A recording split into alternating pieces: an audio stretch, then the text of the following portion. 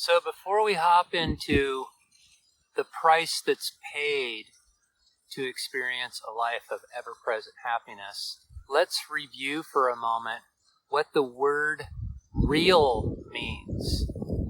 It means two different things relative to what perspective you're seeing it from. From an ego, the ego takes the physical world to be real.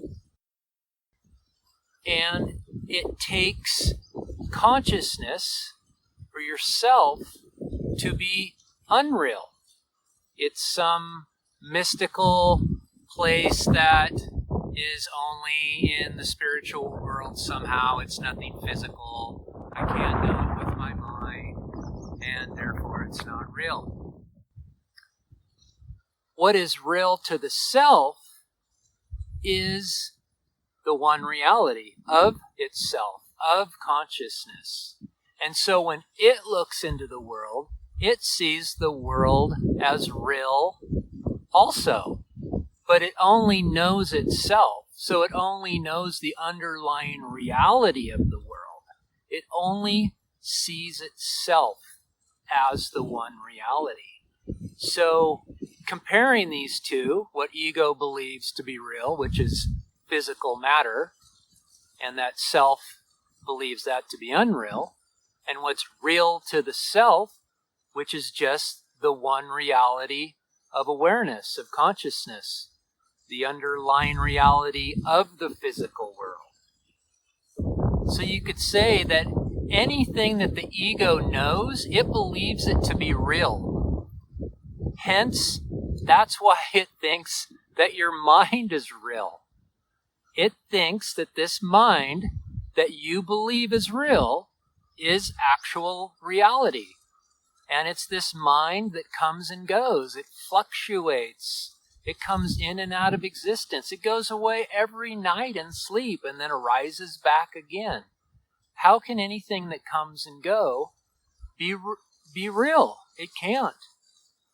You know, that's one of the definitions of reality. It has to be permanent. It has to have never come into existence. It is just what it is, and it's been that for eternity. So, what is the price that's paid in experiencing a life of boundless freedom? The egoic mind, the mind that you believe is real. And that might put you back on your heels a little bit because you've identified with this mind as yourself and this reality. And what Advaita is saying is that that is not the truth.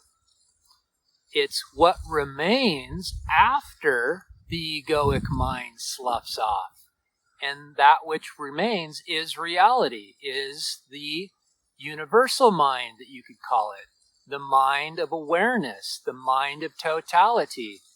And that mind of totality has absolutely no idea what irritation is, what confusion is, what fear is, or any of the negative connotations that come with identifying as an egoic mind. So that's the price that's paid to experience a life of boundless freedom. The price is your irritative, egoic mind. The one that's been driving you nuts your whole life. You just can't satisfy it. No matter what you do, it just needs more. And this is eliminating the more. This is saying that there's an end to more, and you experience life directly and fully and without a egoic shield, without a veil over it. And that's what you've been seeking your entire life. So the price may appear to be steep, yet once you realize that this mind that you've identified with isn't even real, you will be so glad that you sloughed it off, because all that remains is what's real. And all that remains is yourself. And you've always been this. Nothing new comes into existence. You have always been this. So in reality, all that remains after you've sloughed off the egoic mind is all that there is. There just is what is. And that is, again, I got to use words, that is immense peace. Everything you've been seeking. Take care.